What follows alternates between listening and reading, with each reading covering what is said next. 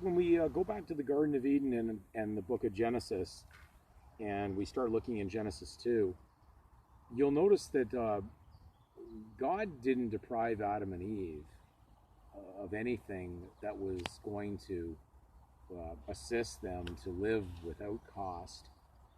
They could eat of all the trees of the garden freely except one that was off limits.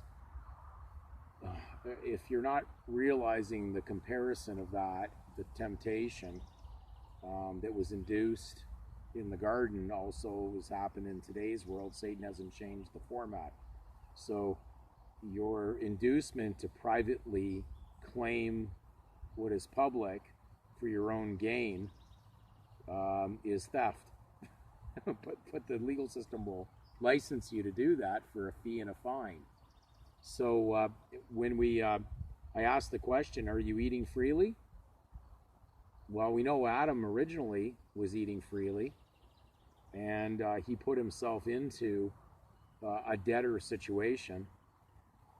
In fact, when you look at when he became a husbandman or a farmer, the original meaning of farmer was someone who basically farms public tax, for the crown. So he's a tax collector. That's the earliest rendering of a farmer. It's there's so much in there. We call it the cash crop, the till. It's all there. There's it's so in front of us at times that we can't believe that we didn't see it. And so this book is there to teach and to correct us.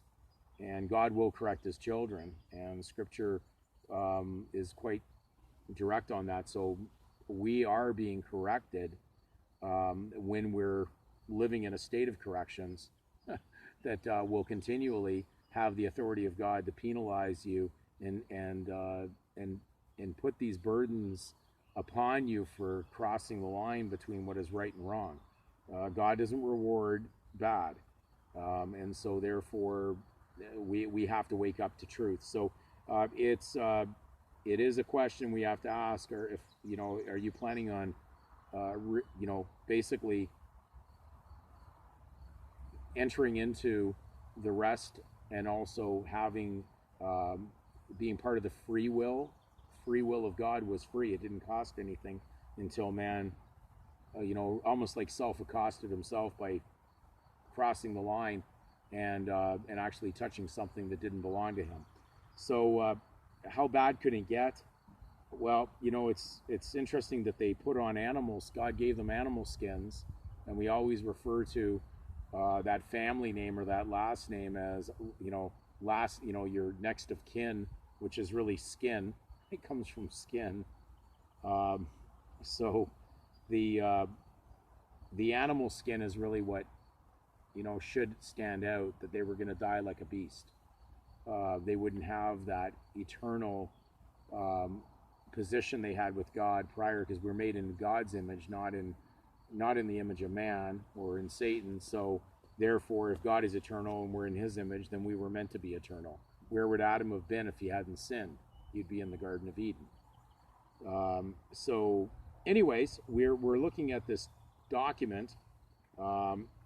It's I found it on a site. It was from a native group, the Inuit up in the north, where the statement was, "We are not monkeys." Inuits speak out about skin grafts done without consent in the 1970s. So how bad can it be when you consent into a system? Well, it looks pretty bad. It says they took pieces of our skin from one another and then they put it into ours. And I wasn't even aware of this, but the people that were up there in the Nunavut were used as guinea pigs. So if you're really thinking that what's going on right now seems to be very unique with what they're calling the jab, don't worry. It's pretty bad in this. I'm just going to read out of this quickly, and the title of the article, if you're looking for it, you can look this up. That was the article that I found.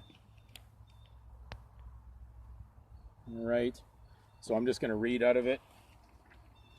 And it says, after years of keeping silent, Inuit from Igloolik, Nunavut, say they want answers about medical tests performed on them in the late 1960s and early 70s. Nearly 50 years ago, the hamlet of Igloolik was the site of a boom in scientific research, all part of a larger project called the International Biological Program.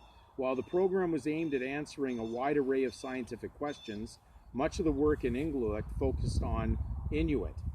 We would do all these different kinds of things for a researcher, said former Nunavut Premier Paul Quassa, who grew up in Igloolik. In the early 70s, he was a young man spending his days going to school and hunting.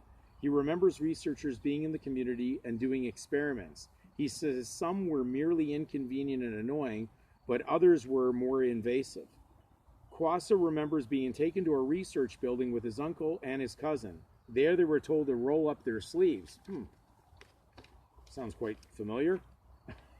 So it says, they took pieces of our skin from one another and then they put it into ours, said Quassa. They had a little circular knife or blade and they would just start twisting it and then you could see the skin being cut in a circle.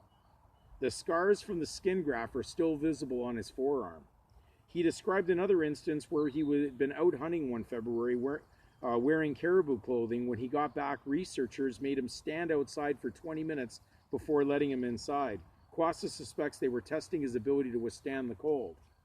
Quassa says he never gave his consent to be experimented on. He says Inuit were very compliant and trusting back then, and they did what they were told. It was really unfair. The International Biological Program was a large-scale, multi-year project aimed at coordinating research among scientists worldwide. It looked at everything from pest control to pollution and how people adapted to their environments. A 1970 article on the program published in Science said studies on Eskimos, South American Indians, migrants, and populations living at high altitude include not only the health of these populations, but also social conditions, nutritional patterns, and biological rhythms. Biological rhythms. It estimated that researchers did the skin grafting experiment on more than 30 Inuit on or from Igloolik, including Lazari Utuk. I was grafted with part of the skin of my sister, said Utuk. I feel like we were being used. Utuk 67 still lives in Igloolik and says at least 15 of the people who were experimented on are still alive in the hamlet today. We talk about this sometimes, he said. It was really unfair. We never got any information from them about why this was happening and the reason why they did it. I never found out.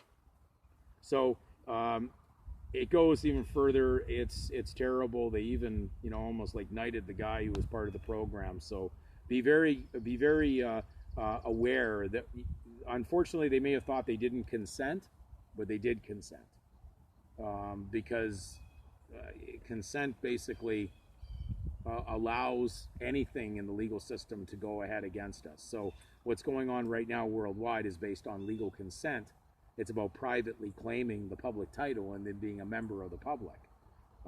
Being a member of the public can be quite deadly. So be aware, terrible things can happen in the evil world of Satan.